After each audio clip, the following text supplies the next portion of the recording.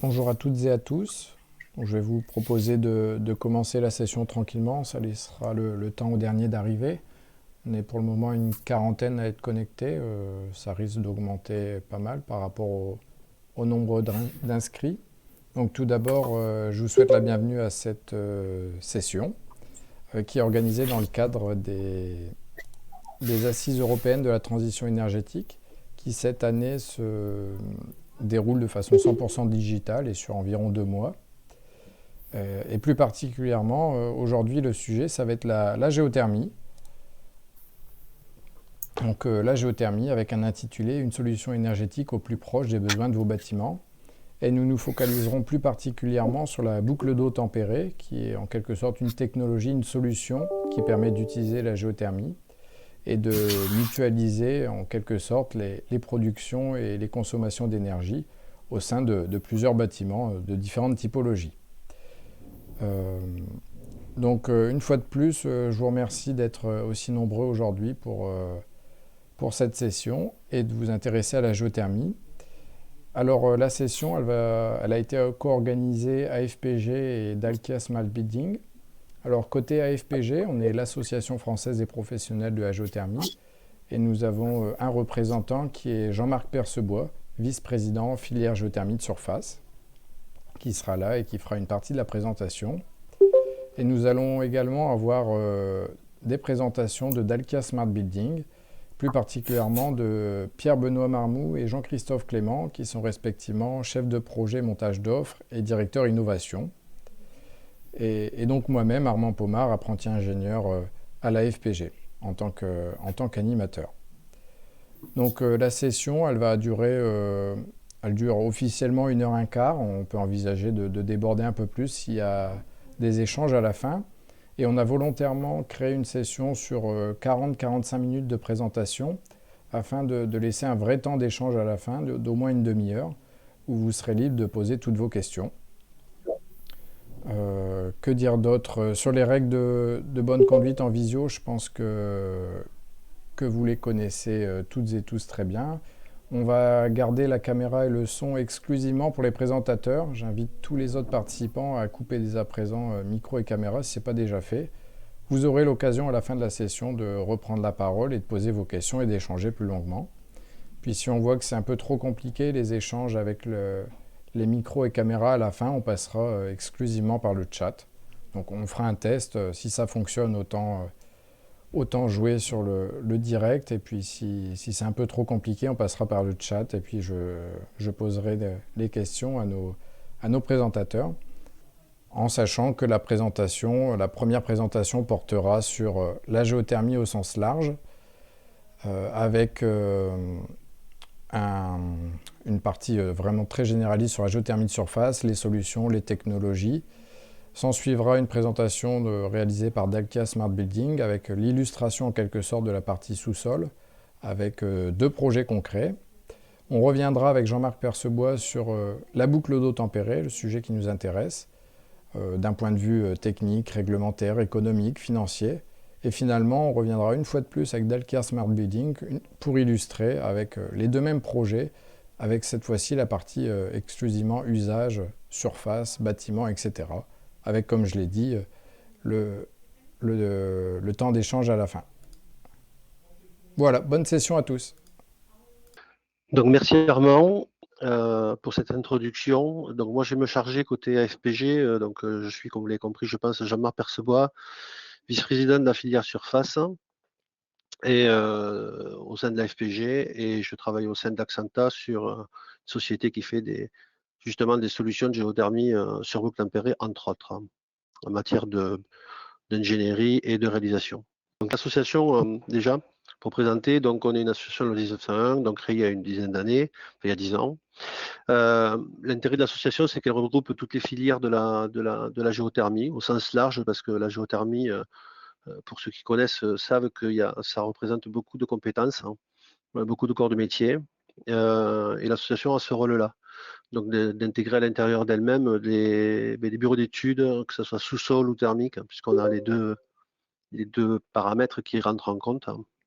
des fabricants de packs, donc on est en synergie aussi avec l'AFPAC, les énergéticiens, les exploitants de réseau, c'est le cas aujourd'hui avec Dalca qui est présent, les foreurs, des installateurs, des partenaires académiques, des associations, l'État évidemment, l'ADEME, le BRG, enfin toute personne qui touche de près ou de loin à la géothermie. Le rôle de l'association est là de fédérer et d'avoir tout bien en tête ces composantes qui vont réussir à produire des jolis chantiers de géothermie. Donc on est là pour représenter, fédérer les professionnels de la filière et puis informer aussi, accompagner. Donc c'est le cas qu'on fait aujourd'hui, les collectivités, les pouvoirs publics, des particuliers, tout ce qui est autour de la géothermie, et promouvoir et accélérer le recours à la géothermie. Et là on est en plein dedans dans les assises aujourd'hui. Alors la géothermie, vous voyez que dans les termes il y a écrit géothermie de surface. Je ne vais pas m'étendre trop sur toutes les technologies, mais il y a trois grandes familles. C'est la filière électrogène qui fabrique de l'électricité, la famille d'usage direct qui fait de la géothermie directement par les ressources du sous-sol sans avoir besoin d'autres énergies. Donc on est sur des forages plutôt profonds, ou en tout cas avec des températures plus élevées. Et on a toute l'autre famille qui va nous concerner aujourd'hui, c'est la famille de géothermie de surface. Pourquoi de surface? Parce qu'on est plus près de la surface en matière de profondeur, mais c'est surtout qu'on est sur des températures d'usage qui font qu'on a besoin d'un élément qui s'appelle une pompe à chaleur, qui va permettre de relever les températures. Je parle surtout pour le chaud, et on verra les distinctions après pour le froid, qui a une particularité avec la géothermie. On peut faire du froid aussi sans pompe à chaleur, du fait de cette faible température. Donc le but, c'est de récupérer l'énergie de la Terre. Souvent, la géothermie est associée à de l'eau. C'est un mensonge entre guillemets. C'est qu'à dire que c'est pas associé qu'à de l'eau. C'est dès qu'il y a un élément qui est de la terre ou de l'eau ou un fluide porteur contenu dans un tuyau qui est installé sous terre, à partir de là, on peut faire de la géothermie pour n'importe quel usage. On peut faire de la géothermie pour des bâtiments tertiaires, pour du particulier, pour des bureaux, de l'industrie, tout système de process. Donc, il n'y a pas vraiment d'endroit où on ne pourra pas faire de géothermie. Il faudra juste l'adapter. On voit sur le dessin de droite les qualités de la géothermie. Une des qualités qu'on remet, qui est souvent des fois un défaut pour nous, c'est qu'une fois que l'installation est faite, on ne voit plus rien ou quasiment plus rien, puisque tout se passe une grosse partie se passe en sous-sol. Donc c'est qu'elle est discrète. Elle est très peu émettrice de CO2 du fait de la technologie employée. Bon, on utilise des énergies très locales puisque l'énergie se transporte, la chaleur se transporte moins facilement que évidemment de l'électricité.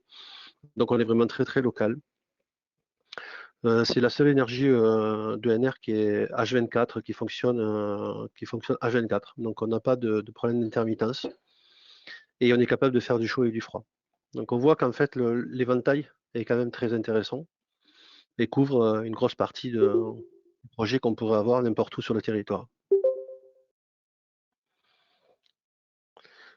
Alors en quelques chiffres, je ne vais pas tous les énumérer, mais c'est bien ce que je viens de dire juste précédemment. En fait, on voit sur le transparent les trois grandes familles, mais ça représente quand même pas mal d'emplois, de secteurs, de production de chaud, de production de froid réalisés. On est sur la filière surface aux alentours de 3,4 TWh de chaud et de froid issus de cette filière, avec 453 opérations aidées par l'ADEME depuis 2009.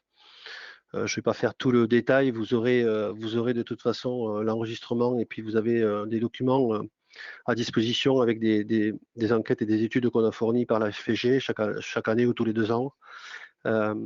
L'intérêt de cette diapo, c'est de montrer qu'il y a une vraie activité autour de la géothermie et autour des géothermies. Donc c'est pas des petits chiffres, hein.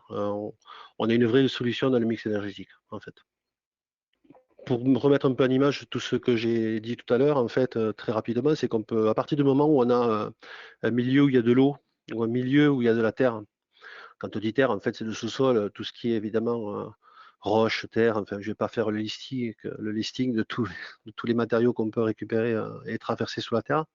En fait, sur la partie gauche, vous retrouvez toutes les parties qu'on appelle circuit fermé, c'est-à-dire on est vraiment où là, on n'a pas besoin d'un élément comme de l'eau. En fait, on va installer des tuyaux sous terre, sous différentes formes, verticales, horizontales, avec des termes comme des corbeilles, des puits énergétiques qui vont servir à chauffer le bâtiment.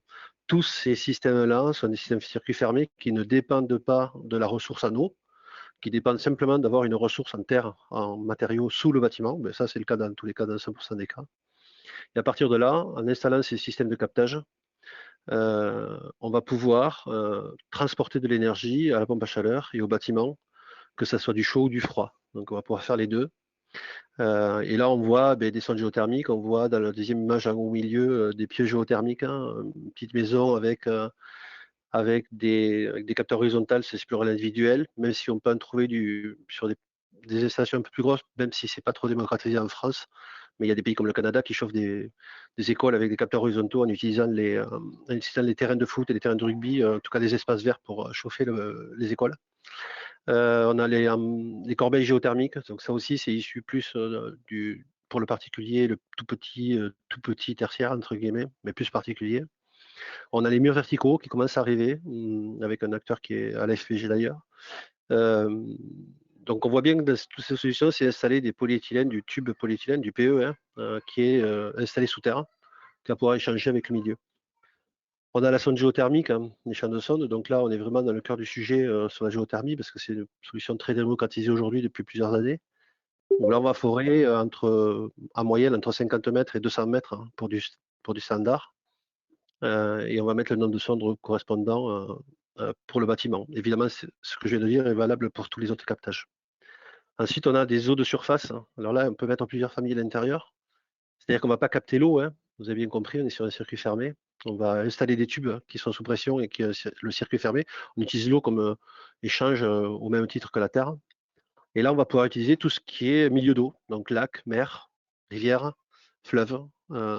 À partir du moment où on parlera d'autorisation, mais à partir du moment où on est capable de le faire techniquement, et on peut effectivement chauffer des bâtiments, des ensembles grâce à ces techniques-là aussi.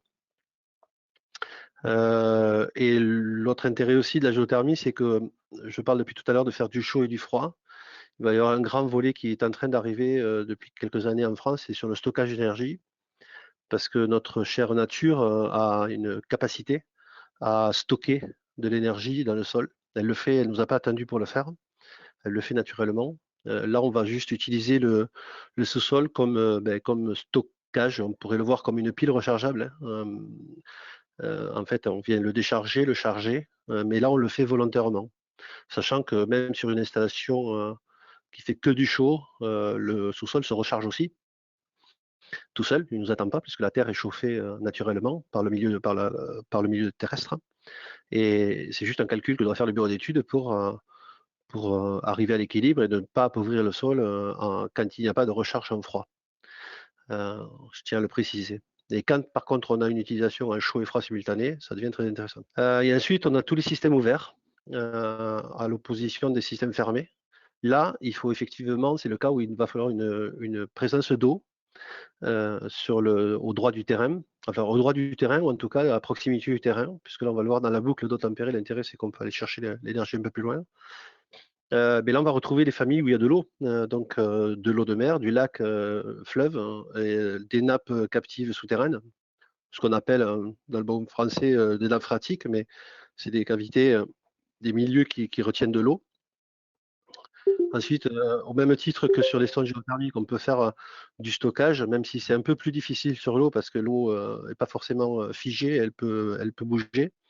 Donc du coup, le stockage est moins facile à réaliser que sur des sondes géothermiques, mais c'est réalisable. Pour vos acronymes, sachez qu'il y a deux noms qui existent, c'est le BTS pour la partie sonde géothermique qui s'appelle Boreal Thermal Energy Storage, donc c'est le BTS. Donc c'est la sonde, et il y a l'ATES pour Aquifer Energy Storage. Donc en fait, on a les deux, un sur la nappe et un sur la sonde qui permet de stocker. Et ensuite, pareil, sur les eaux de surface, on retrouve la même image un peu que l'eau de mer. Mais on va voir qu'avec l'eau de mer, on a une possibilité aussi de faire de la SWAC. En fait, c'est du rafraîchissement naturel, puisque plus vous descendez à l'eau de mer, plus la température est fraîche. Et on est capable de rafraîchir des quartiers entiers. On serait capable de rafraîchir des quartiers entiers grâce à l'eau de mer. Ce qui est dommage que ça ne soit pas si développé que ça, parce qu'on est le seul pays en Europe à avoir énormément, on est de villes côtières. Et donc, c'est une énergie qui est trop peu utilisée, à mon sens. Alors, juste pour rappeler, j'ai expliqué que ces moyennes de géothermie de surface utilisaient une technologie qui est la pompe à chaleur. Alors, c'est un terme très, très galvaudé, très, très utilisé, mais et qui englobe beaucoup, beaucoup de familles aussi. Tout le monde a une pompe à chaleur chez lui, hein, c'est un frigo, un congélateur.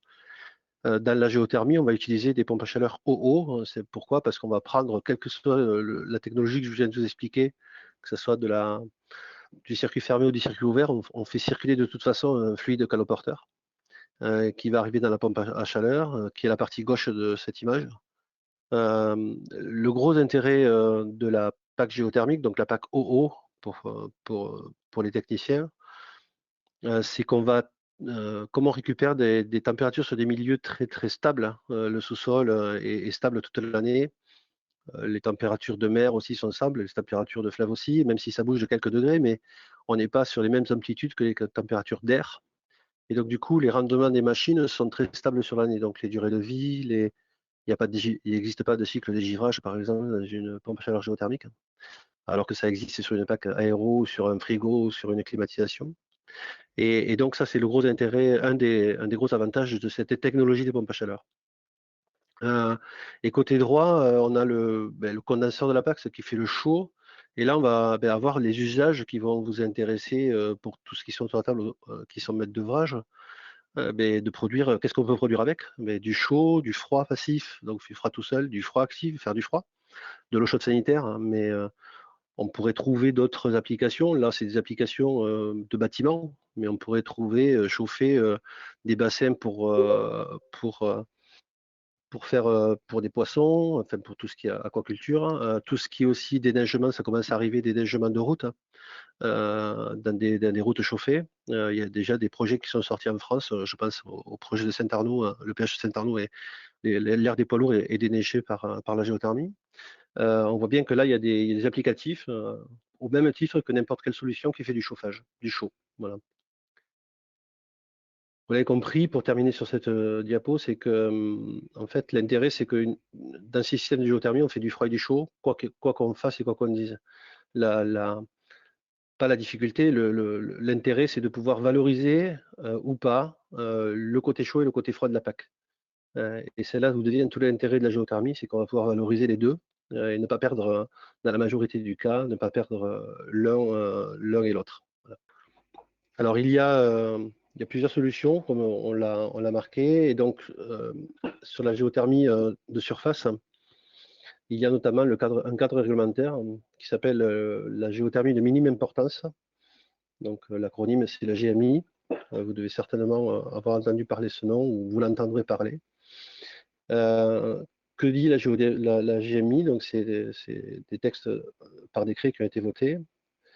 On est dans le cadre de la GMI quand la profondeur de forage est entre 10 et 200 mètres, hein, quand les puissances soutirées au sous-sol sont inférieures à 500 kg, et qu'il faut avoir recours évidemment à des professionnels qualifiés pour le forage. Quand on est dans ce cadre-là, donc entre 10 et 200 mètres inférieurs à 500 kg, on est sur des procédures déclaratives simplifiées. Pour faire court, dès que le foreur a le go par son maître d'œuvre, ou en tout cas par la structure derrière pour aller forer, il faut qu'il fasse une procédure sur le site de l'État pour déclarer son forage, comme quoi il va forer sur cette position GPS voilà, il va renseigner la position du forage et des forages.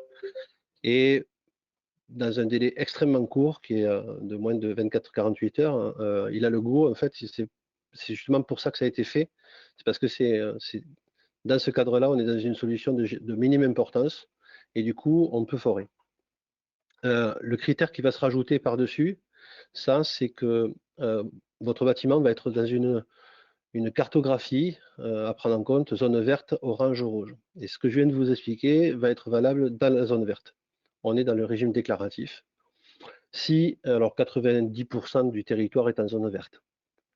Il y a des sites internet qui permettent d'aller voir si votre bâtiment est en zone verte, dans quelle zone il se trouve. On pourra vous faire passer ça pour ceux qui le souhaitent. C'est des sites tout à fait d'État, notamment sur géothermie.fr du BRGM. On a une zone orange qui existe. Cette zone orange, on est toujours dans le régime déclaratif. Simplement, on ne va pas pouvoir forer de suite. Il va falloir l'avis d'un expert hydrogéologue qui va venir apposer son avis, qui est là surtout pour. C'est une zone identifiée comme quoi il y a un accident géologique, on peut l'appeler comme on veut. On a toujours des mots, et je le regrette souvent des fois négatifs. On parle d'accident. En tout cas, c'est une particularité plutôt géographique du sous-sol qui fait qu'il va falloir un avis pour justement adapter la méthode de foration pour justement, par exemple, ne pas mettre de nappes en communication entre elles pour éviter certains problèmes d'éboulement ou d'autres termes en tout cas. Je ne suis pas un vrai spécialiste du forage, mais toujours est-il, c'est que l'avis d'expert est là pour apposer une méthode de forage qui va permettre justement de garantir la bonne qualification du forage et qui ne représentera pas de risque pour l'environnement. Pour votre information, tous les forages qui sont faits en zone orange aujourd'hui en France suite à avis d'experts sont réalisables et réalisés. C'est juste, comme je le rappelle, une méthode de forage. Et il y a la zone rouge. Donc la zone rouge ne veut absolument pas dire que c'est interdit, parce que c'est souvent synonyme d'interdiction. Là, ce n'est pas le cas. C'est juste qu'on s'arrête au feu rouge. Et là, il faut demander, on quitte le cadre de la GMI, de la minime importance, et on rentre dans une demande d'autorisation au titre du code minier. Donc là, on va demander à l'État, on va faire un dossier qui va permettre de demander l'autorisation pour pouvoir forer. Et là, on n'est plus sur un délai d'une semaine ou de quelques heures, on est sur un délai de quelques mois, qui en général ne pose pas de soucis dans le phasage des projets, à condition que la géothermie, au même titre que d'autres lots du bâtiment, soit renseigné au plus tôt du dossier. On en parlera tout à l'heure. C'est sûr que si un maître d'ouvrage nous appelle des professionnels quand le bâtiment est sorti de terre, c'est trop tard. Donc il faut qu'effectivement ça soit au niveau du permis de construire ou avant le permis de construire, quand il y a les réflexions sur le bâtiment. Le cadre d'autorisation ne bloque pas le permis de construire. Il faut le savoir, c'est deux dossiers différents. On n'a pas besoin d'avoir l'avis de la demande d'autorisation au titre du code minier pour avoir le permis de construire. C'est deux choses différentes.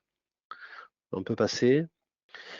Et donc là, je laisse la main à nos amis de Dalkia.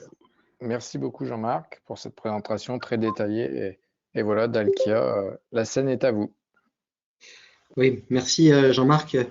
En effet, chez Smart Building, on a, pour reprendre la classification, on travaille sur les géothermies un peu de tout type. On est une petite entreprise, une centaine de collaborateurs, et un de nos métiers historiques est de faire des réseaux de chaud et de froid avec des sources géothermiques qui sont de nature, celles qu'on a présentées avant. Typiquement, on fait des boucles fermées, de la géothermie sur sonde, de la géothermie sur fondation de bâtiments en boucle fermée, ou sur terre en boucle fermée, et de la géothermie en boucle ouverte, la traditionnelle géothermie sur nappe et de la géothermie marine. Aujourd'hui, on va vous présenter deux types de géothermie un peu moins traditionnels, on va dire. C'est peut-être pas une grande partie de ce qui se fait en France aujourd'hui, mais à très fort potentiel. C'est la géothermie sur sonde, sur un écoquartier sur lequel on a posé des sondes sous le quartier, donc en boucle fermée, et une géothermie marine, où là on a sur un quartier côtier méditerranéen la totalité d'une zone d'aménagement raccordable. Donc c'est beaucoup plus de puissance et c'est une vision plus long terme. Ces deux opérations ont la caractéristique de pouvoir utiliser, comme tu le disais Jean-Marc, les deux sources froides et chaudes. Donc en même temps, on utilise la chaleur pour faire de l'eau chaude ou chauffer. En même temps, on utilise du froid pour refroidir des bureaux, des data centers, des usages plus industriels ou résidentiels qui ont besoin de froid. Du coup, on utilise les deux côtés de la source géothermique qui est apportée par la pompe à chaleur, quelque part. On utilise les deux côtés de la pompe à chaleur, ce qui nous permet d'avoir des rendements très élevés, de pouvoir garantir ces rendements dans le temps et de fournir donc de l'énergie compétitive sur le long terme. Donc la première que l'on Massileo, je vais laisser la parole à Pierre Benoît mon collègue Pierre Benoît. Donc peut-être oui, pour intro, moi je m'occupe d'innovation, de communication, de marketing chez Smart Building, Jean-Christophe Clément. Bonjour à tous. Et mon collègue Pierre Benoît va reprendre la main. Bonjour à tous. Pour Ouais. illustrer les propos de Jean-Marc, donc comme le disait Jean-Christophe, on va vous présenter, on va partager avec vous 2 retours d'expérience basés à Smart Building dans le domaine de la géothermie. Le premier exemple, c'est la géothermie sur eau de mer, donc ce qu'on appelle la thalassothermie, c'est-à-dire la valorisation énergétique des calories et des frigories contenues dans l'eau de mer dans le cadre du projet Massileo qui a été réalisé sur Marseille.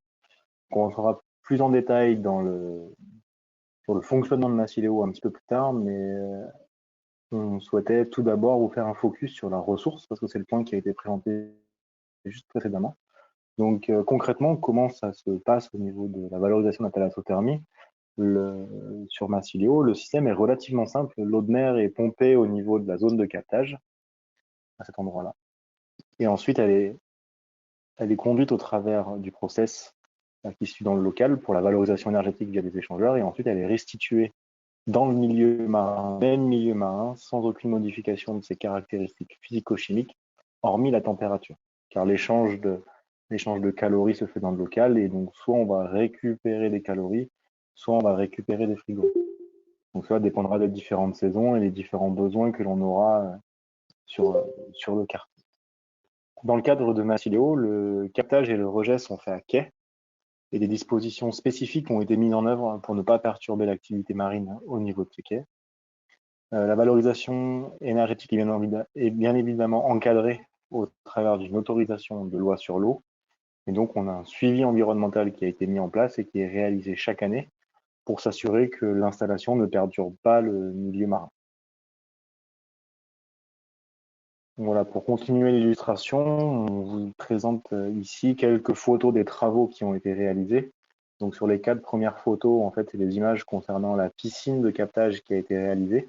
Donc c'est l'endroit où l'eau de mer pénètre dans le local et est pompée directement par des pompes immergées. On voit ici le raccordement au côté mer. Ensuite, vous avez des photos sur tout le local, donc la construction du local, la mise en œuvre du différents process, donc les pompes de valorisation, les échangeurs, les systèmes de filtration. Et ensuite, ici, vous avez une vision un peu plus globale du local de valorisation de l'eau de mer. Donc, comme je le disais, je rentrerai un tout petit peu plus en détail un peu plus tard au cours de la présentation sur le fonctionnement de Massileo et le périmètre de développement. Donc, je vais laisser redonner la parole à Jean-Christophe qui va vous présenter le deuxième exemple de ressources géothermiques, qui seront les sondes géothermiques.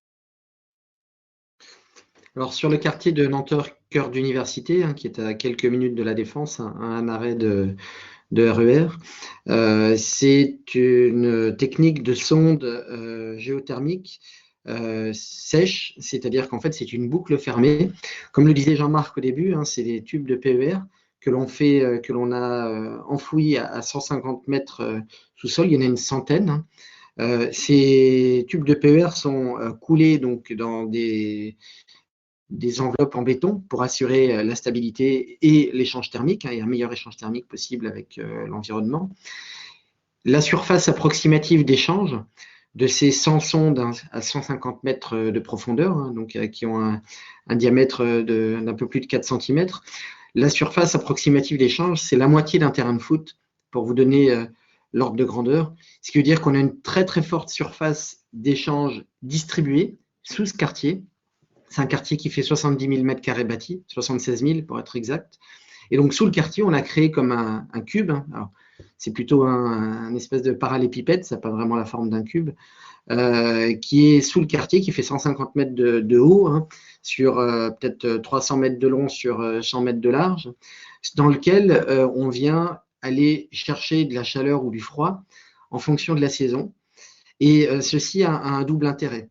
Le premier, c'est de pouvoir utiliser une source à une température moyenne et constante toute l'année. Donc, elle est bien aussi bien pour faire du chaud que pour faire du froid. Elle permet d'avoir des bons coefficients de performance sur la pompe à chaleur. Et le deuxième gros avantage de ces sondes, de ce grand champ de sondes, est que ce volume, en fait, sous le quartier, crée un espace tampon, un espace de stockage, dans lequel on va pouvoir stocker l'été pour l'hiver. L'été, sur le quartier, on a un excédent de chaleur rejetée. On a besoin de beaucoup climatiser, il n'y a pas besoin de beaucoup de chaude sanitaire. Donc en fait, on a un excédent de chaleur. Cette chaleur, on vient donc la réinjecter, on vient chauffer les sondes et on vient l'injecter sous le quartier. Cette chaleur étant, le volume étant suffisamment grand et le terrain suffisamment peu conducteur pour que cette chaleur, elle reste sous le quartier tout l'automne. Et en hiver, on a une masse chaude sous le quartier sur laquelle on vient récupérer la chaleur pour pouvoir du coup chauffer avec des très bonnes performances de la pompe à chaleur, donc avec une haute efficacité énergétique. Donc quelque part, on a un stockage thermique intersaisonnier sous le quartier sur lequel on vient puiser au travers d'une machinerie, d'une pompe à chaleur, ce qui nous permet d'améliorer d'autant plus les coefficients de performance au global sur base annuelle, aussi bien en chaud qu'en froid sur le quartier. Donc, quelques photos. Alors là, on a d'abord une coupe d'un pieu. Bon, je ne vous apprends rien. C'est donc le tube de PER avec un pied de sonde qui fait l'aller-retour, dans lequel on injecte un liquide de l'eau principalement à 95% d'eau. Voilà, on fait circuler. Donc, en fait, il y a deux circuits. On a un circuit qui est purement géothermique avec une partie, un échangeur, et ensuite on a le circuit qui fait l'échange avec la pompe à chaleur. Donc c'est vraiment un circuit fermé sur le champ de sonde. Tout ça, c'est coulé dans du béton, et on coule également dans du béton parce qu'on peut passer dans certains cas à travers certains aquifères. Comme ça évite de perturber, d'échanger. On crée une surface hermétique à travers les différentes couches de terrain. Voilà. La prochaine, c'est quelques photos du quartier. Donc voilà une tête de puits où on a deux sondes qui remontent. Alors là, ce ne sont pas des sondes, c'est un certain nombre de sondes, typiquement une dizaine de sondes qui remontent sur chaque tête de puits. On voit la foreuse avec laquelle, par contre, on a utilisé 150, on a fait 150 trous avec la foreuse. Ensuite, on voit voilà, les sondes en fait sont toutes reprises et permettent d'alimenter un réseau que l'on voit là avec la tête de réseau en vert, avec le puits d'inspection du réseau. Et ce réseau, au global, est distribué sur le local qui contient un certain nombre de pompes à chaleur en cascade. Donc on voit le réseau, on voit aussi les mailles bleues qui sont des avertisseurs. Comme ça, si un jour il y a à creuser, on sait qu'en dessous, à une vingtaine de centimètres, on trouve les installations, les têtes de pluie. Donc il y a toute une partie aussi de sécurité de l'installation géothermique. Et voilà, sur la droite, quelques têtes de puits qui ressortent du coup sur la dalle du parking. Là, on est au niveau parking, où on vient, si on veut, ensuite, on verra, il y a des jeux de vannes. Si on veut ouvrir ou fermer des parties de réseau, on peut agir sur ces têtes de puits. Voilà, je repasse la parole à Jean-Marc. Merci Jean-Christophe et Pierre-Benoît. Juste une petite précision par-dessus les commentaires précédents. Ça fera peut-être des réponses par rapport aux questions futures. Sur les sondes géothermiques, puisque ça a été présenté, on a parlé qu'elles étaient dans le parking. En fait, il n'y a pas de visite de ces installations, elles sont à vie. Quand on dit à vie, c'est qu'elles sont à vie du bâtiment. Ce n'est pas des installations visitables, puisque la technologie, il n'y a pas d'entretien sur les sondes géothermiques. Et donc c'est pour ça qu'on peut les faire sous les parkings, sous les bâtiments, sous les infrastructures. Alors que des systèmes ouverts, il faut que ces systèmes soient visitables puisqu'il y a de l'entretien. Voilà. C'est les particularités de la sonde et les deux sont très intéressants. Donc la boucle tempérée, c'est une particularité de la géothermie, c'est-à-dire que là, on parlait jusque-là d'usage d'un bâtiment, de faire du chaud, du froid. Là, ce qui va se passer, c'est que si on réfléchit à l'échelle de à minima 2 bâtiments, d'un écoquartier, en tout cas voilà, d'une échelle un peu plus grande, très vite, enfin, il y a pas mal de temps, des personnes se sont posées en disant mais finalement, est-ce qu'on ne pourrait pas mutualiser les énergies de ces bâtiments-là au travers de la géothermie et de mutualiser donc le captage qui est évidemment dans le CAPEX, dans l'investissement qui est le plus important, la partie qui représente le plus d'importance au niveau financier. Et de fait de mutualiser peut être intéressant. Et de là est née la boucle tempérée il y a quelques années, il y a au moins 4 ou 5 ans en France, il y a un peu plus de temps sur d'autres pays. Pour votre information, elle était inscrite au niveau de nouvelles technologies émergentes au Fonds Chaleur jusqu'à il y a 3 ans. Et depuis 2 ans maintenant, elle est inscrite au Fonds Chaleur sans déposer un dossier de nouvelles technologies émergentes, puisque les retours d'expérience montrent que c'est des technologies maintenant approuvées et maîtrisables et maîtrisées. Alors, quel intérêt elle va avoir? C'est qu'elle va pouvoir donc mutualiser les énergies. Quand on dit mutualiser les énergies, c'est surtout mutualiser déjà les sources de captage. Souvent, on voit en France encore des solutions de boucle tempérée où il n'y a qu'un seul captage, alors qu'on pourra en mettre plusieurs. On pourrait capter dans la mer associé à des sondes géothermiques. En fait, rien n'est interdit en matière de mutualisation. On pourrait coupler aussi du solaire par-dessus la boucle tempérée pour venir réinjecter de l'énergie dans la boucle. C'est pas interdit, ça se fait. Donc on voit bien qu'on est sur une échelle un peu plus large, mais on parle toujours d'énergie à solution géothermique parce que sans la géothermie, on ne peut pas faire de boucle tempérée. C'est impossible. Il faut toujours un captage géothermique qui va pouvoir. Le gros intérêt, c'est ce qui a été dit précédemment, c'est qu'on va pouvoir aussi, alors la géothermie le fait déjà toute seule, hein, sans boucle tempérée, mais elle prend encore plus tout son sens sur le stockage intersaisonnier. Comme ça a été dit, c'est-à-dire qu'on va pouvoir valoriser le chaud et le froid des bâtiments, parce qu'en général, dans la majorité des cas, quand il y a des froids qui ont besoin d'être produits dans les bâtiments, aujourd'hui se fait avec de la climatisation bête et méchante, entre guillemets, mais ce chaud évacué dans l'air provoque des îlots de chaleur, et ce chaud n'est pas valorisé. Et au contraire, il est plutôt néfaste pour nous. Là, l'intérêt, c'est qu'avec la PAC eau, c'est qu'on va pouvoir restituer ce chaud extrait des bâtiments, l'intégrer dans la boucle tempérée, qui la boucle tempérée va l'envoyer dans le système de captage. Et surtout, pour tous les systèmes de captage où on pourra faire du stockage, je pense à tout ce qui est dans le milieu, surtout terrestre, entre guillemets, même si, alors sur la mer, on ne peut pas le faire parce qu'il y a trop de mouvements, mais sur les nappes, on peut le faire. Mais en tout cas, on va pouvoir stocker.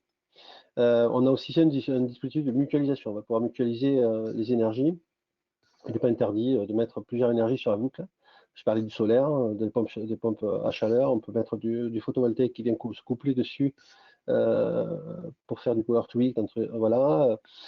C'est des termes un petit peu techniques, mais en tout cas, on va voir que le spectre est très large. Ce qu'on voit aussi, le gros intérêt à la différence d'un réseau de chaleur, parce qu'en fait, souvent, il y a l'ambiguïté qui est faite entre le réseau de chaleur et le froid, et le réseau de chaleur ou de froid versus boucle tempérée, c'est que la grosse différence, c'est que la boucle tempérée, elle n'a de sens et elle est utilisée que quand les pompes à chaleur géothermiques sont délocalisées. Ça veut dire quoi? Ça veut dire qu'au lieu de produire à un endroit et distribuer via un réseau, on va utiliser la boucle tempérée pour amener toute l'ENR, cette énergie dans la boucle tempérée. C'est pour ça qu'elle a une température faible, qui est grosso modo entre 0 et 40 degrés. Donc elle n'est pas là pour chauffer à elle-même toute seule. Et cette boucle tempérée va être connectée sur des pompes à chaleur qui vont être au droit de chaque bâtiment. On peut faire un petit îlot de 2 ou 3 bâtiments avec une pompe à chaleur, mais l'idée c'est d'avoir une pompe à chaleur par bâtiment, enfin un système de production par bâtiment décentralisé, qui va avoir un intérêt extrêmement intéressant, c'est que dans une typologie de quartier, de plusieurs bâtiments, souvent les bâtiments ne sont pas utilisés avec la même température de chaud et de froid. Et donc, du coup, on va pouvoir adapter les températures à chaque bâtiment, puisque chaque production est liée à son bâtiment. Et du coup, on augmente les rendements généraux de l'installation. À contrario, par rapport à un réseau qui, lui, est obligé de la solution centralisée, est obligé de produire la température la plus haute du bâtiment qui a besoin de cette température pour pouvoir distribuer à tous les autres bâtiments qui, eux, ont moins besoin, mais on est obligé de distribuer la plus haute. Donc là, on voit bien qu'il y a une différence fondamentale entre les deux. C'est tout l'intérêt de toute la particularité de la boucle tempérée. Et par contre, un point très très important, tout ce système, comme vous l'avez compris, il y a multi-énergie, multi-système, chaud, froid, possibilité que le bâtiment aussi travaille en autarcie, c'est-à-dire fait du chaud et du froid pour lui-même. Ça s'appelle les thermofrigopompes. Et du coup, on voit bien que tout ça, s'il n'y a pas de dispositif de régulation intelligent qui va gérer notamment chaque production décentralisée et les systèmes de production de la boucle, ça ne marchera pas bien. Il faut vraiment avoir cette notion de production, de régulation, parce que sinon, c'est voué à l'échec. Donc les acteurs en sont bien contents, en sont bien conscients. Donc voilà. Alors, le cadre juridique, on se retrouve très proche, hein, voire identique à un réseau de chaleur. On a fait d'ailleurs au passage, vous pouvez aller sur le site de la FPG, on a fait un guide de la BTEG, donc la boucle tempérée à énergie géothermique. Donc la définition technique, c'est la BTEG représente techniquement un réseau d'eau tempérée alimenté par les ressources géothermiques et renouvelables. C'est l'explication que je disais tout à l'heure par rapport à, par exemple, du solaire qui vient se coupler. Constitué d'un réseau de canalisation enterrée non isolé. Donc ça, c'est aussi la différence avec un réseau de chaleur, c'est qu'on n'a pas besoin d'isoler. Des études ont été montrées qu'on n'avait pas de déperdition, en tout cas très peu de déperdition par rapport à un réseau de chaleur. C'est dû à sa température, tout simplement, puisque la température moyenne d'une boucle est toute l'année entre 10 et 25 degrés, quoi. Donc on est très proche des températures de sous-sol où elle est traversée. Donc desservant plusieurs sous-stations équipées de production décentralisée permettant la distribution de chauffage de sièges de rafraîchissement passif ou de climatisation. Donc c'est bien l'explication que j'ai donnée précédemment. Le cadre juridique, on se retrouve, alors là il y a beaucoup de montages juridiques qui peuvent se proposer aux clients en fait maître d'ouvrage. C'est un volet qui n'est pas souvent facile, mais au même titre que le réseau. Ça va dépendre en fait des limites de prestation et des limites de responsabilité. Est-ce qu'il y a de la revente d'énergie? Est-ce qu'il n'y en a pas? Est-ce que chacun se paye son électricité? Chaque bâtiment se paye son électricité pour sa production. Donc là, il y a divers montages juridiques, même si on est souvent très proche du réseau, voire identique au réseau sur certains montages juridiques. Donc là, je vous invite à lire essentiellement le guide qu'on a sorti, de se rapprocher de nous, de Dalkia, de différentes personnes qui sont au fait d'installer des boucles auto-tempérées. En général, des personnes qui ont du recul sur les boucles tempérées connaissent plus ou moins bien, voire plus, cette définition juridique.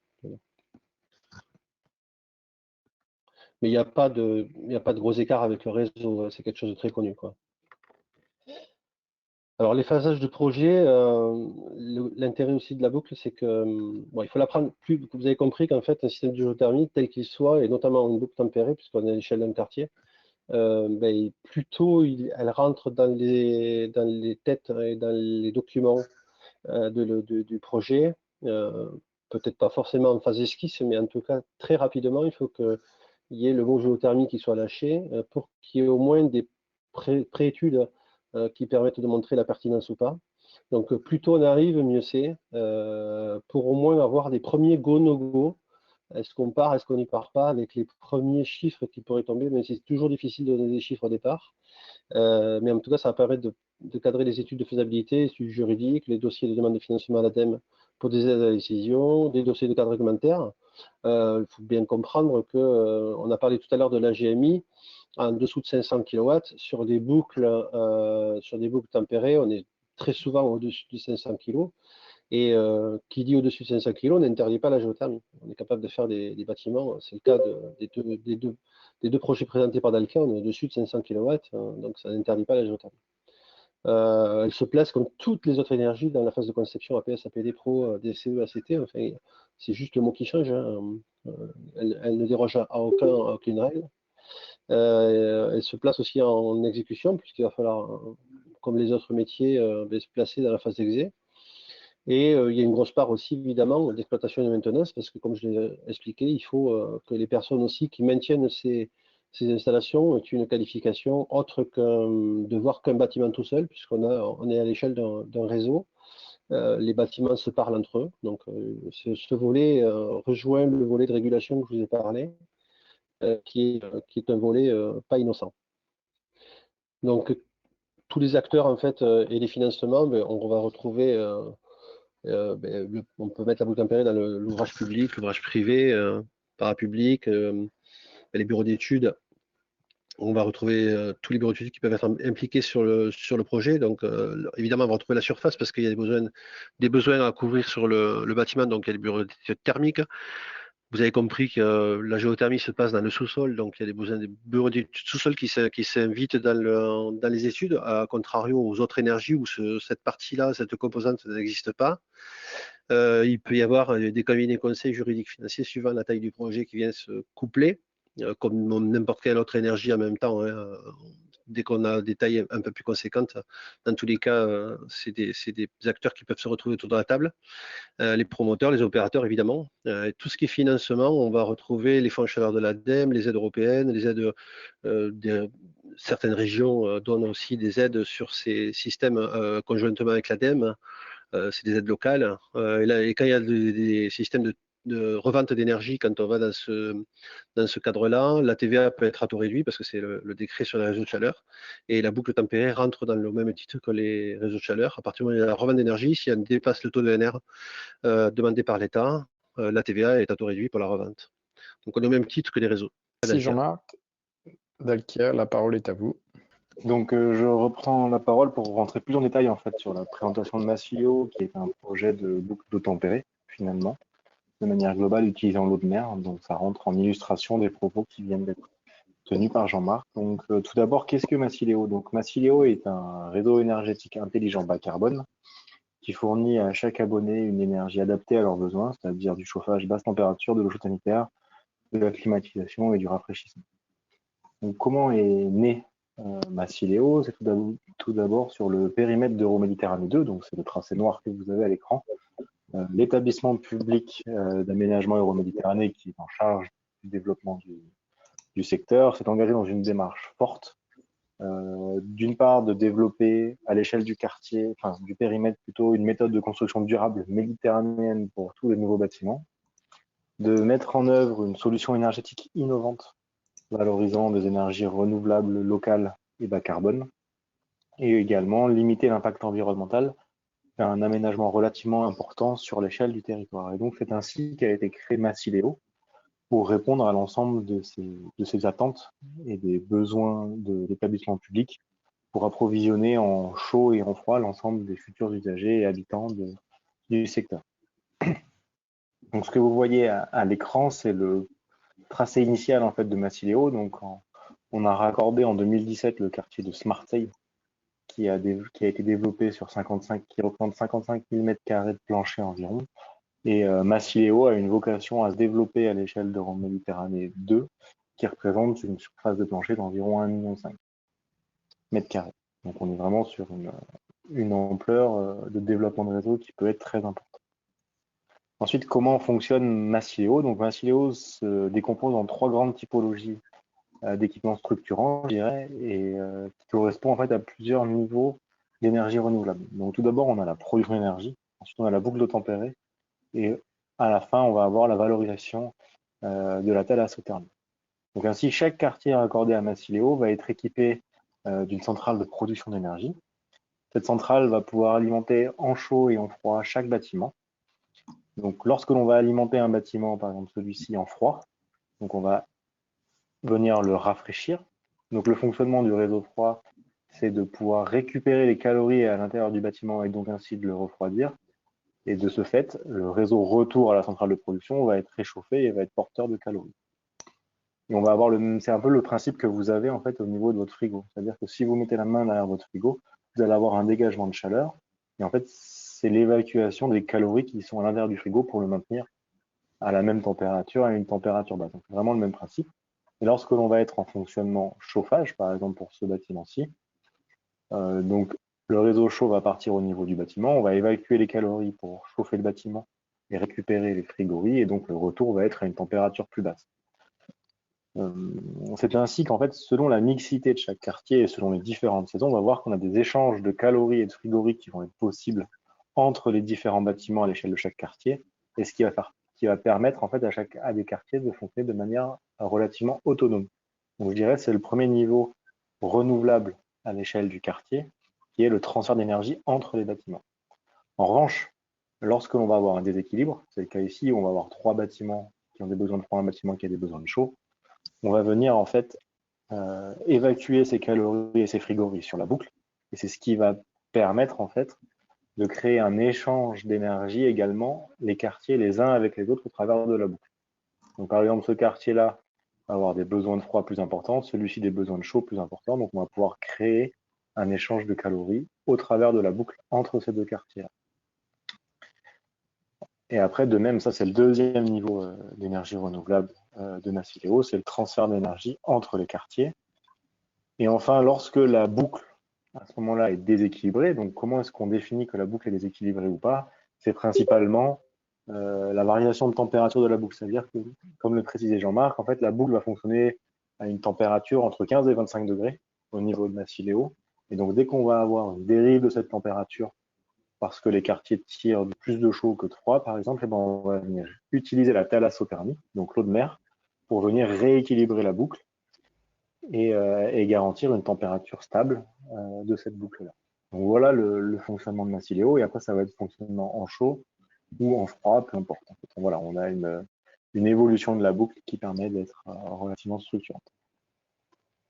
Ensuite, au niveau du tracé actuel de Masiléo, donc vous voyez ici le tracé physique de Masiléo. Donc on retrouve le premier quartier qui a été raccordé, Smartseille, et le campus EDF Allard qui a également été raccordé. Vous voyez à côté le quartier des fabriques qui est en cours de construction et qui va être accordé dans les 5 à 10 prochaines années. Et ensuite, vous avez la boucle d'eau tempérée qui raccorde chacune des centrales de production, comme on peut le voir ici sur le schéma, et qui vient jusqu'au niveau du local source où se déroule la valorisation de l'eau de mer. Donc là, juste pour simplification de visuel, on n'a pas dessiné les réseaux de chaud et de froid qui desservent chaque bâtiment, on s'est arrêté au niveau des productions uniquement.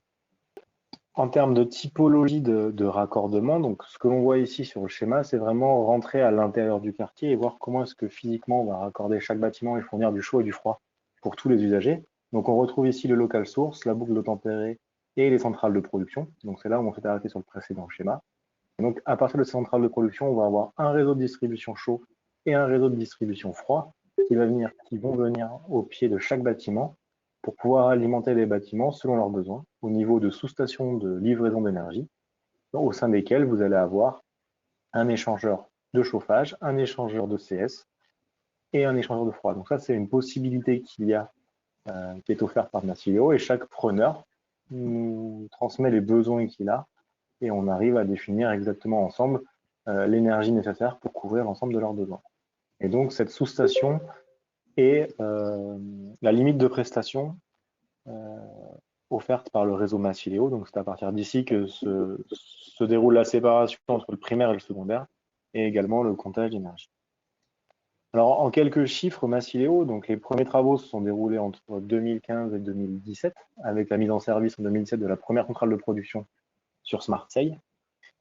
Ensuite, on a raccordé les bâtiments du campus EDF Allard en 2020, et les travaux de raccordement du quartier des fabriques débuteront en 2022 et iront jusqu'en 2029. Aujourd'hui, le fonctionnement de Masiléo raccorde à peu près 70 000 m² de plancher. Demain, on arrivera à 310 000 m². On a une puissance chaude de 4,9 MW, une puissance froide de 3,3, et on va évoluer demain à 27 MW en chaud, 12 MW en froid. Donc on voit que petit à petit, le réseau se développe et a vraiment vocation à s'étendre et avoir vraiment un volet beaucoup plus large en termes de valorisation énergétique. Le réseau Masiléo est un service énergétique important dans le cadre de la transition énergétique et apporte une réponse concrète aux ambitions fortes du projet d'aménagement d'Euroméditerranée 2. C'est tout d'abord un projet de réseau qui est vertueux, parce qu'on va être sur une énergie renouvelable à 75%, avec d'une part les synergies entre les usagers et entre les quartiers, mais aussi l'utilisation de l'eau de mer. Ça va nous permettre de réduire les émissions de CO2 de 80% par rapport à une solution traditionnelle, et de participer à la préservation de la qualité de l'air au sein du quartier, en luttant contre les effets d'îlots de chaleur, parce qu'on n'aura aucune évacuation d'air chaud au sein du quartier pour la position de froid, par exemple, mais aussi en supprimant tout ce qui est émissions de gaz de combustion localement. C'est également un réseau intelligent, parce que le fonctionnement se base sur deux ressources énergétiques, les synergies et mutualisation énergétique entre les usagers et les quartiers, ce qui permet d'éviter tout gaspillage énergétique, la valorisation d'une ressource locale et renouvelable, mais également aussi la possibilité de mettre en œuvre, par exemple, un smart grid électrique à plus petite mesure, c'est-à-dire utiliser du photovoltaïque pour faire de l'autoconsommation, par exemple, sous centrale de production, si on a la possibilité de mettre des panneaux en toiture des bâtiments incluant les centrales de production. Mais c'est également une autre réflexion qui a été menée à l'échelle de Masiléo, c'est travailler sur tout ce qui est effacement électrique, afin de soulager le réseau local lorsqu'il y a des pics de consommation et de travailler sur l'inertie des bâtiments et du stockage thermique, notamment. Et ensuite, c'est un réseau qui est reproductible parce que la technologie développée à l'échelle de Massileo et la boucle tempérée, ce qui a été présenté précédemment, peut être mise en œuvre à l'échelle de n'importe quel territoire à partir du moment où une ressource renouvelable est disponible à proximité pour réaliser l'équilibrage de la boucle tempérée. Ça peut être la mer, des nappes, des rivières, des lacs, des sous-sols avec des sondes, des eaux usées, des eaux épurées. Donc voilà, il y a vraiment plusieurs technologies qui sont valorisables. Et ensuite, Massileo étant un réseau renouvelable à très grande partie, ça permet d'avoir une tarification qui va être compétitive et peu soumise à la volatilité des prix du carbone et des prix des énergies fossiles, pardon, et améliorée avec la fiscalité carbone aujourd'hui en place. Et avec Massileo, on va également pouvoir améliorer le confort d'usage en pouvant proposer au logement, notamment du rafraîchissement, qui sera mutualisé potentiellement avec les bureaux parce qu'on ne va pas fonctionner sur les mêmes plages horaires. Et donc, on va pouvoir faire du foisonnement au niveau de la production de froid. Donc voilà pour ce qui est de la présentation de Massileo. Je vais laisser la parole à Jean-Christophe pour la présentation détaillée de Nanterre Cure Université. Alors sur Nanterre, on a là aussi une autre grande innovation au niveau national. C'est en fait le premier double smart grid de France. Quand on dit double smart grid, presque même triple, hein, double en tout cas tel qu'on le présente, parce qu'on a un réseau de chaud et de froid, un peu comme sur Massileo. La différence, c'est que la source géothermique même, on est sur des sondes sèches comme on l'a présenté au début. On a donc ce double réseau qui circule sous le quartier. Et on a un réseau d'électricité également, c'est pour ça qu'il est double, hein, c'est chaleur et électricité. Ce réseau d'électricité servant à mutualiser les différentes productions et consommations qui sont pour le réseau, hein, pour alimenter toutes les machineries de production et de distribution du réseau, sur les panneaux solaires qui sont en toiture de bâtiments sur plusieurs bâtiments. Donc on a des générateurs photovoltaïques, on en a 6 ou 7 sur le quartier, sur des toitures. Alors là on les voit, ils sont sur ces bâtiments-là, grosso modo entre celui-ci et celui-là. On a toute une série de générateurs qui sont distribués et on vient collecter cette électricité dans des parties communes en sous-sol pour pouvoir la distribuer sur toute l'alimentation électrique et thermique qui est due au réseau. Du coup, ça a un double avantage. Ça a l'avantage de pouvoir produire et consommer localement l'électricité pour le quartier, et ça a aussi l'avantage de pouvoir stocker l'électricité, c'est-à-dire que si en pleine journée, par exemple en demi-saison, on n'a pas beaucoup de production de froid en pleine journée, on vient stocker cette électricité dans les ballons, voire même sous le quartier en sous-sol, si les ballons sont pleins, pour pouvoir produire la chaleur des personnes qui vont venir le soir prendre leur douche et utiliser leur eau chaude sanitaire. Donc, si on a ce double réseau, avec un troisième réseau qui est un réseau de données, étant donné qu'on a tiré une fibre optique pour connecter les différentes utilités énergétiques, hein, toutes les sous-stations, les pompes, les capteurs, la récupération d'eau. On va voir, il y a 5 énergies renouvelables. Donc, il y a un paquet de choses à piloter sur le quartier. Tout ça est piloté par un réseau en fibre optique, qui est le troisième réseau qui a été tiré sur le quartier. Donc, c'est un quartier qui part d'une exigence forte, comme un peu l'a présenté Jean-Marc au début. Pour faire sortir une opération comme celle-là, il faut une volonté politique forte. Donc là, c'était la ville et l'établissement public d'aménagement local, hein, le pendant d'Euroméditerranée. Là, c'était les PADESA sur la Défense. L'idée, c'était d'avoir une volonté de se projeter dans le temps et de se dire, on va faire une opération sur laquelle on va se projeter à 27 ans. Et sur 27 ans, on va trouver une façon de pouvoir fournir une énergie qui est compétitive à un coût inférieur ou égal à celui que l'on pourrait avoir hors énergie renouvelable locale, avec un taux d'énergie renouvelable et de récupération garanti dans la durée, sur les 27 ans, qui est supérieur à 60%, avec un bas carbone, avec un taux de carbone qui est près de la moitié de ce que l'on peut trouver sur la moyenne des réseaux français, donc un réseau qui est pratiquement à moitié de poids carbone par rapport à la moyenne des réseaux actuels. Donc, cette vision politique a aidé en fait à pouvoir concevoir dès le début, comme le disait Jean-Marc, hein, dès le début, il faut marquer géothermie, dès le début, il faut penser long terme, penser double smart grid pour pouvoir finalement poser les infrastructures, mais aussi voir dans le temps, pouvoir trouver le modèle économique, parce qu'il y a un surcoût, hein, à poser des panneaux solaires, à faire deux réseaux, à poser toutes ces sous-stations, il y a un surcoût à l'investissement, mais ce surcoût est amorti à l'exploitation, étant donné qu'on va être plus vertueux, qu'il va y avoir plus de performance énergétique, on va y gagner dans le temps. Donc il faut une vision économique, hein, sur 27 ans. Et si on arrive à porter cette vision, on sait s'engager sur une facture à l'utilisateur final. Finalement, c'est ce qui compte, hein, c'est le coût de l'énergie, tout compris, investissement, exploitation, renouvellement, ce que l'on appelle P1, 2, 3, 4 hein, dans la profession, hein, de la maintenance ordinaire jusqu'au financement de l'investissement. On sait proposer une énergie avec un coût qui est compétitif, hein, et qui est totalement un coût de marché. Mais il faut pouvoir s'engager sur la durée. D'où la volonté politique et on va dire le portage de la ville, de la collectivité, qui doit être dès le début et qui est finalement en faveur du citoyen, de l'utilisateur de l'énergie. Donc, je vous l'ai expliqué, hein, ça marche. Il y a un réseau de sondes sèches qui alimente des pompes à chaleur. On vient se servir, comme ça a bien été présenté depuis le début, aussi bien du chaud et du froid, en même temps en simultané, pour rafraîchir et chauffer les logements, pour climatiser et chauffer les commerces, et pour climatiser et chauffer les commerces en bas en pied d'immeuble. Et ici, on est sur les bureaux. Donc, on a 3 régimes d'énergie, même 4, hein, je dirais. Du chaud pour l'eau chaude sanitaire, donc de la chaleur plutôt de température à 60-65 degrés, de la chaleur plus basse température pour chauffer, du froid à moyenne température pour rafraîchir et du froid à basse température pour climatiser. Ces 4 régimes aussi permettent d'augmenter la performance énergétique parce qu'on peut utiliser les déchets entre guillemets ou les sous-produits de l'un pour alimenter l'autre. Le très froid, quand il est un peu moins froid, on peut faire du rafraîchissement de logement avec et donc gagner ultérieurement en performance énergétique. Voilà donc un peu le schéma du réseau dont je vous ai parlé avec les 2 réseaux et les différentes unités de stockage et l'alimentation des 3 typologies de consommateurs, bureaux, logement et commerce.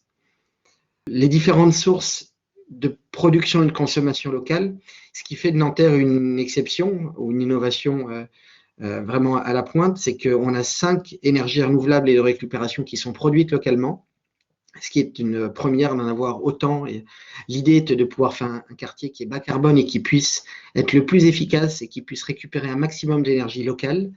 Donc on a une cogénération biomasse en toiture, on en a quelques-unes. Hein. Il y a plusieurs unités de cogénération biomasse à l'huile de colza. Sont des cogénérations qui permettent de faire le chaud et le froid, le chaud et l'électricité en pointe. L'hiver, quand il fait très froid, on allume les biomasses, ça fait l'eau chaude sanitaire et ça permet de soutenir l'électricité sur les parties communes. Ensuite, on a l'électricité solaire. Hein. Il y a 400 kilowatts qui font 4 MWh d'électricité qui sont distribués sur le réseau. On a la récupération de chaleur des eaux grises. Ça, c'est particulièrement important sur nos futurs écoquartiers, étant donné que les bâtiments consomment plus grand-chose. On sait faire des enveloppes qui sont aujourd'hui très performantes, hein, avec des très bonnes isolations. On sait faire des VMC double flux qui sont de plus en plus performantes. Par contre, il y a énormément d'énergie dans l'eau chaude sanitaire. Et si on ne fait rien, quand on utilise de l'eau chaude, elle part directement aux égouts et toute cette énergie qu'il a fallu pour chauffer de l'eau, et ça demande beaucoup d'énergie, elle est totalement perdue. Donc là, on a fait sur les logements, sur quelques immeubles de logement, on a installé un système collectif de récupération de calories sur les eaux grises, justement pour améliorer le bilan énergétique. Ensuite, on a la géothermie dont on a parlé, sur sonde sèche, hein, sur le champ de 150 sondes. Et on a 2 types de stockage, hein, dont on a parlé, le stockage thermique dans les pieux géothermiques, donc dans la totalité du sous-sol, et des ballons tampons qui permettent de faire du stockage journalier, d'absorber les excédents d'énergie le matin, ou bien d'éviter les pointes du soir, c'est-à-dire de pouvoir surproduire à midi, par exemple, quand le quartier est un peu moins intense, pour que le soir, dans les logements, quand les gens rentrent, on puisse décharger les ballons pour produire l'eau chaude sanitaire, au lieu de faire tourner à fond les pompes à chaleur, en plus souvent en période de grand froid. Donc, ça nous permet aussi d'avoir des bénéfices externes. Donc, outre à tous les bénéfices économiques pour l'utilisateur, on a aussi un bénéfice d'une utilisation bien plus raisonnée du réseau public d'électricité, d'éviter des appels d'électricité à la pointe quand ils sont particulièrement carbonés. Et pour orchestrer tout ça, du coup, pour orchestrer le stockage, pour orchestrer la prévision des consommations sur les 3 types d'utilisateurs, pour orchestrer les différentes sources de production qui sont activables, certaines sur demande, certaines on les subit, entre guillemets, comme le solaire que l'on récolte que quand il y a du soleil, le free cooling que l'on peut récolter que quand il fait frais le soir. Donc tout ça, ça s'anticipe, en fait, ça se pilote et ça s'anticipe pour pouvoir utiliser au mieux, gérer au mieux le stockage. Et on a développé du coup avec le groupe EDF, avec Dalkia et la R&D, le groupe EDF, on a développé un pilote énergétique local qui vient se connecter aux prévisions météo, qui vient se connecter aux prévisions de prix des marchés de l'énergie, qui vient prévoir les besoins, observer et du coup faire des modèles de prévision des besoins, qui vient se connecter à des modèles de prévision d'énergie de production d'énergie renouvelable et qui vient finalement orchestrer ces différents usages afin d'avoir une optimisation énergétique que l'on peut piloter sous différents scénarios. Soit on le pilote en scénario, je dirais, carbone minimum, où on essaie d'être au maximum en local et en décarboné, soit on cherche un coût de l'énergie le plus faible possible, soit on cherche à être le plus local possible et à ne pas tirer sur le réseau. Voilà, il y a différentes orchestrations possibles, différentes du pilote énergétique local. Voilà ce qui fait aussi un vrai projet de territoire, avec Nanterre qui devient une ville pionnière avec une stratégie bas carbone et un quartier particulièrement durable, avec un poids carbone qui est presque la moitié du poids carbone de solutions réseau traditionnelles et souvent bien inférieur à des solutions individuelles, qu'elles soient carbonées ou non. Souvent l'individuel est beaucoup plus carboné. Voilà. Ensuite, une stratégie d'aménagement ambitieuse qui permet de garantir un coût dans la durée, qui permet de garantir un taux d'ENR dans la durée et un poids carbone dans la durée, avec un engagement de la filière à long terme, avec une vision du promoteur, avec une vision du financement de ce réseau. C'est un financement qui est conséquent, il y a plusieurs millions d'euros entre les puits, le réseau, les unités de production. Il faut financer tous sur coût par rapport à des solutions individuelles ou plus simples. Il y a la volonté finalement de voir dans le temps et d'offrir. Et du coup, ça demande un engagement de toute la filière, de l'énergéticien que nous sommes, mais aussi du promoteur, mais aussi de l'aménageur, mais aussi de la collectivité. Donc aujourd'hui, le quartier, pour cette première année, il tourne à quasi plein régime modulo impact Covid. Il y a un peu moins de monde dans les commerces et dans les bureaux, malheureusement. Sinon, les logements sont occupés à 80% et tout le tertiaire devrait être occupé en quasi-totalité. On voit le quartier qui commence ici, qui termine là. On voit tous les générateurs photovoltaïques distribués sur les toits du quartier, comme ça, en escalier. Donc le réseau circule, on ne le voit pas bien sûr, il est en pied de quartier et il alimente jusqu'à ce bâtiment-là, toute cette zone. C'est tout un quartier il y a une vingtaine de bâtiments, 75 000 mètres carrés, un gros macro-lot urbain, comme on les appelle souvent, qui est sur ce réseau. Voilà, alors quelques photos. Le puits géothermique, donc comme le disait bien Jean-Marc, aujourd'hui il n'est pas visible, il est sous-sol. On a accès aux têtes de puits avec toutes les vannes. Si on veut couper un départ sur une sonde ou sur quelques sondes, on a accès. Donc là, je dirais que c'est le puits d'accès à la géothermie. C'est la seule chose que l'on voit sur la géothermie. Ensuite, là, on a le local de production avec les 2 pompes à chaleur qui sont des compresseurs vis qui font une grosse partie du chaud et la quasi-totalité du froid qui est distribué sur le quartier. Il y a plusieurs mégawatts de pompes à chaleur. On voit la distribution. Donc là, on est dans les parkings Et en plancher de parking, en plafond de parking, on a fait passer toute la distribution. Donc vous imaginez, pour distribuer une quinzaine de bâtiments, il y a un certain nombre de départs, hein. Surtout qu'on est en 4 tubes, hein. La plupart des bâtiments sont alimentés aussi bien en chaud qu'en froid. Donc ça fait un certain nombre de circulations, mais quand c'est bien fait, on s'y retrouve bien. Voilà, vous avez eu les dernières photos de Nanterre, hein. Et je vous invite, il y a un film de l'ADEME qui vient d'être fait il y a quelques mois, en toute fin d'année dernière, sur Nanterre, qui reprend très bien. Je vous invite à aller le voir. Il est sur le site du Fonds Chaleur de l'ADEME. Très bien, ben, merci à vous trois. Merci Jean-Marc, Pierre-Benoît et Jean-Christophe.